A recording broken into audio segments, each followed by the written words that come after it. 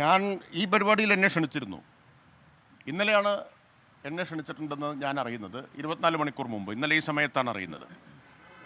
അവസാന നിമിഷം നിശ്ചയിച്ച പരിപാടികൾ മാറ്റിയിട്ട് പോകേണ്ടതില്ല എന്ന് ഇന്നലെ തന്നെ തീരുമാനിച്ചിരുന്നു. മാത്രമല്ല, കഴിഞ്ഞ മാസം പ്രധാനമന്ത്രി തിരുവനന്തപുരത്ത് വന്നപ്പോൾ സംസ്ഥാന സർക്കാരിൻ്റെ പ്രതിനിധിയായിട്ട് എന്നെ നിശ്ചയിച്ചിരുന്നു.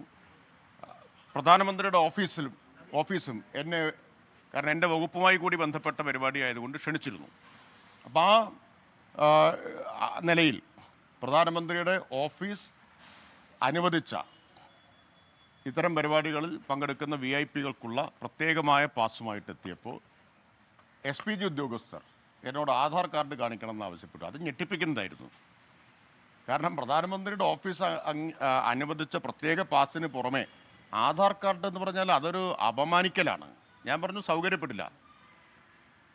അവർ നിർബന്ധം പറഞ്ഞു ആധാർ കാർഡ് ഉണ്ടെങ്കിൽ കയറി. ഞാൻ പറഞ്ഞു എനിക്ക് കയറണം നിർബന്ധമില്ല, ഞാൻ ഈ പരിപാടി പങ്കെടുക്കുന്നില്ല. ആ ഘട്ടത്തിൽ സംസ്ഥാന പ്രോട്ടോക്കോൾ ഉദ്യോഗസ്ഥർ ഇടപെട്ടു. അവരും SPG ഉദ്യോഗസ്ഥരും തമ്മിൽ രൂക്ഷമായ വാക്കുതർക്കമുണ്ടായി.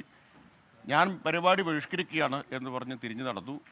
അപ്പോൾ പ്രോട്ടോക്കോൾ ഉദ്യോഗസ്ഥരും പറഞ്ഞു മന്ത്രി ബഹിഷ്കരിക്കുകയാണെങ്കിൽ ഞങ്ങളെല്ലാം ബഹിഷ്കരിക്കും എന്ന് പറഞ്ഞ് അവസാനമാണ് ഗത്യന്തരമില്ലാതെ SPG, ഞാൻ കാറിൽ കയറുമെന്ന ഘട്ടമായപ്പോഴാണ് SPG ഉദ്യോഗസ്ഥർ പിന്നാലെ എത്തി ആധാർ കാർഡ് കാണിക്കണമെന്ന വ്യവസ്ഥ ഉപേക്ഷിക്കുന്നത്.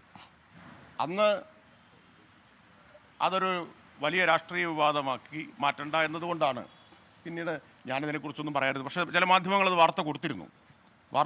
എന്നോട് ചോദിച്ചവരോട് ഞാൻ അക്കാര്യം പറയുകയും ചെയ്തതാണ്. ഇതാണ് സമീപനം.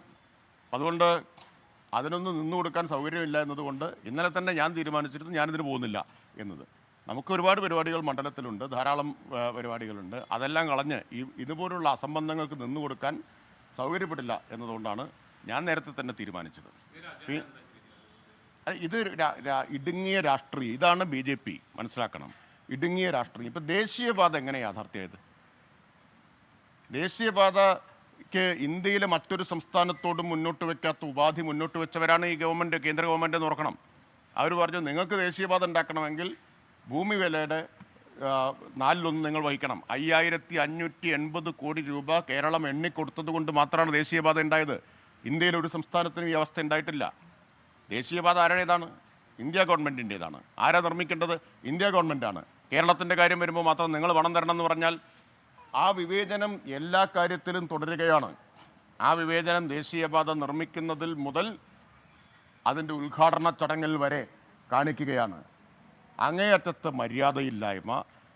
BJPയുടെ രാഷ്ട്രീയ സംസ്കാരം എന്താണ് എന്ന് ഒരിക്കൽ കൂടി മലയാളികൾക്ക് മനസ്സിലായി. പൊതുമരാമത്ത് മന്ത്രി പങ്കെടുക്കാത്ത ചടങ്ങിൽ BJP നേതാക്കളുടെ സാന്നിധ്യം കൊണ്ട് ശ്രദ്ധേയമാണ് എന്നുള്ളത് കൂടെ. അത് എങ്ങനെയാണ് BJP പൊതുപണം ഉപയോഗിച്ച് രാഷ്ട്രീയ പ്രചരണം നടത്തുന്നത് എന്നതിൻ്റെ തെളിവാണ്. ഇതാണ് നികുതിപ്പണം രാഷ്ട്രീയ പ്രചരണത്തിന് ഉപയോഗിക്കുന്നതിൻ്റെ ഉദാഹരണം. മുഖ്യമന്ത്രി അടക്കം വിട്ടുനിൽക്കുന്നത് ഒരു പ്രതിഷേധ സൂചകമായി തന്നെയാണ്. ഇത് ആർക്കെങ്കിലും അംഗീകരിക്കാൻ പറ്റുന്ന കാര്യമാണോ? ആർക്കെങ്കിലും അംഗീകരിക്കാൻ പറ്റുന്നൊരു കാര്യമാണോ? മന്ത്രി MB രാജേഷ് മാധ്യമങ്ങളെ കാണുകയായിരുന്നു. ലോകത്തെവിടെയായാലും ഏത് സമയത്തും 24 വാർത്തകളും ഓഗ്മെന്റഡ് റിയാലിറ്റി പാക്കേജുകളും എക്സ്പ്ലെയിനറുകളും വിശദമായി കാണാൻ ഞങ്ങളുടെ YouTube ചാനൽ നിങ്ങൾക്ക് സബ്സ്ക്രൈബ് ചെയ്യാം.